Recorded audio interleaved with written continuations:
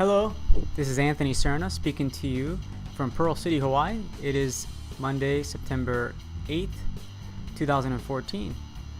I am uploading this video because I have some concerns. I've seen some information out there that I have challenges accepting. The videos I post up here are for my own personal use.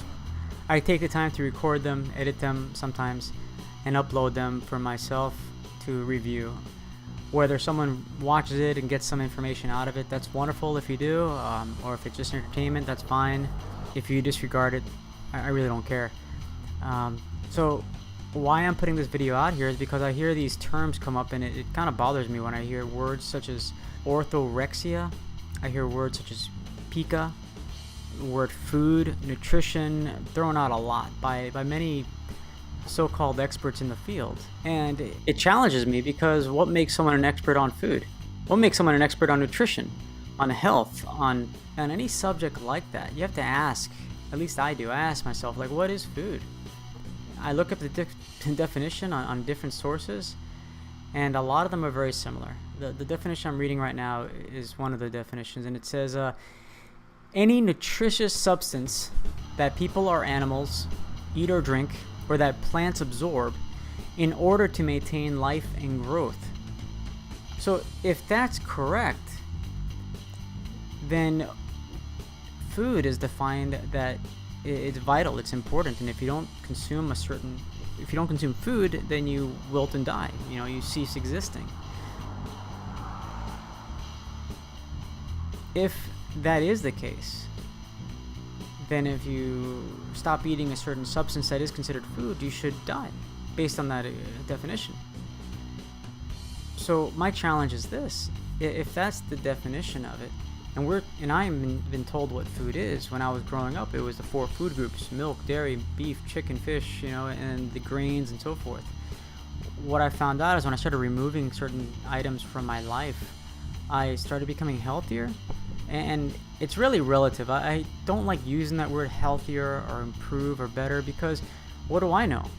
It just means I'm less obstructed. That's what I really felt. I felt less obstructed, less constipated, less acne, less migraines. I was 210 pounds. I lost about 90 pounds. I gained muscle back. I run a lot more. So it's strange to say healthy or healthier. I could say I removed a lot of the waste. And it's challenging for someone who's actually thin and drinking soda and pizza and snacks and junk foods all the time and thinking that that one is healthy because they run great distances or they're a performance athlete. I mean, we have great performance athletes like Lance Armstrong. A great example. He suffered cancer. He suffered other illnesses with that. There's a lot of great athletes out there that suffer tremendous illnesses and diseases because of obstructions, whether it be performance enhancing substances or the foods they eat. But the fact is, a lot of us have been conditioned to believe that we need certain substances in order to survive. So if that's the case, then we're contradicting ourselves. That's why I do what I do. The word pica is also a word that defines someone who consumes substances that are of no nutritional value. It's a pattern of eating non-food materials such as dirt or paper is what the definition I'm reading here. It's a mental condition. So here you have orthorexia, which is defined as someone who's obsessed. It says right here, it's an obsession with eating foods that one considers healthy. I mean, that's crazy. There's no in between. I mean, these diagnoses, these definitions are coming from an establishment where the authors, the authority, is consuming wax and glue and crayons and plastic substances and considering that food. You're basically letting the mad, the insane, define sanity.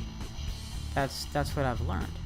And that also applies to health leaders and nutrition experts or anyone selling you their ideas. They don't have to make money off of selling you, you got to eat all these substances. I mean, if you think about it, if I have a glass and it's full of reactive substances to something I'm going to put in, or at least going to prevent something from breaking down and removing itself, why would I want to recommend that? Especially if someone is actually already compromised in health.